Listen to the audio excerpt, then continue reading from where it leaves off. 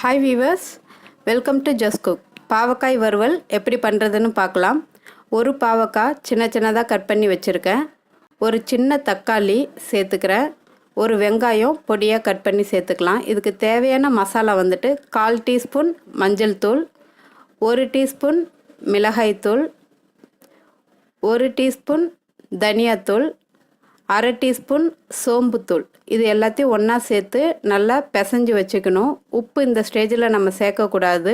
சேர்த்தோம்னா காயில் கசப்பு ரொம்ப ஜாஸ்தியாக தெரிகிற மாதிரி இருக்கும். இது அப்படியே ஒரு 15 நிமிஷம் ஊற வச்சுடுங்க. தண்ணி வடிஞ்சதுன்னா வறுக்கும்போது வடிச்சிட்டு அதுக்கு பிறகு வறுக்கலாம். 2 டேபிள் ஸ்பூன் எண்ணெய் சூடு பண்ணிக்கிட்டேன். சூடு பண்ணிவிட்டு பிசைஞ்சு வச்சுருக்கிற காய்கறியவும் அதில் சேர்த்து வறுக்க ஆரம்பிக்கலாம்.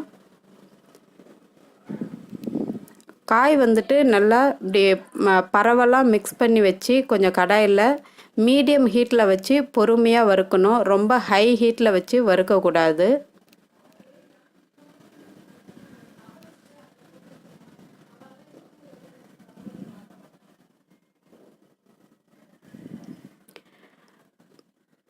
பாவக்காயை பொறுத்த வரைக்கும் காய் வந்துட்டு ஒரு பாதி அளவு வெந்த பிறகு தான் நம்ம உப்பு சேர்ப்போம். அதனால தான் ஆரம்பத்திலே சேர்க்கலை.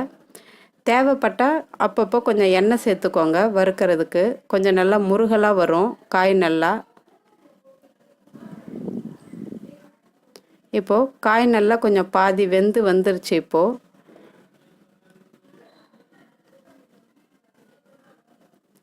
இந்த காய்க்கு தேவையான அளவு உப்பு சேர்த்துக்கலாம். கொஞ்சம் நல்லா காய் வெந்து கொஞ்சம் ப்ரௌன் கலரில் மாறுற ஸ்டேஜில் என்ன பண்ணோம், ஃப்ளேம் வந்துட்டு கொஞ்சம் லோ ஃப்ளேமில் வச்சுக்கலாம். இப்போ நான் லோ ஃப்ளேமில் வச்சுக்கிட்டு பொறுமையாக தான் கொஞ்சம் நல்லா திருப்பி விட்டு காயை நல்லா வேக விடுறோம். கொஞ்சம் பரவலாக வச்சு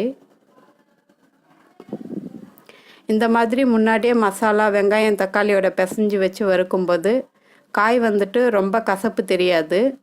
சாப்பிட்றதுக்கும் ரொம்ப டேஸ்ட்டாக நல்லாயிருக்கும். இப்போ இது நல்லா ரெடி ஆயிடுச்சு. இன்னும் கொஞ்சம் ப்ரௌனாக கொஞ்சம் கிறிஸ்பியாக மாறினா போதும். காய் தயாராகிடுச்சு. இப்போ பாவக்காய் பொரியல்.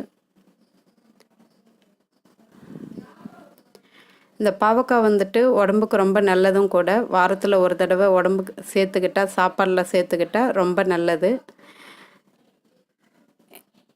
இந்த பொரியல் பிடிச்சிருந்ததுன்னா லைக் பண்ணுங்கள், ஷேர் பண்ணுங்கள், கமெண்ட் பண்ணுங்கள். மறக்காமல் இந்த சேனலை சப்ஸ்கிரைப் பண்ணுங்கள். Thank you for watching.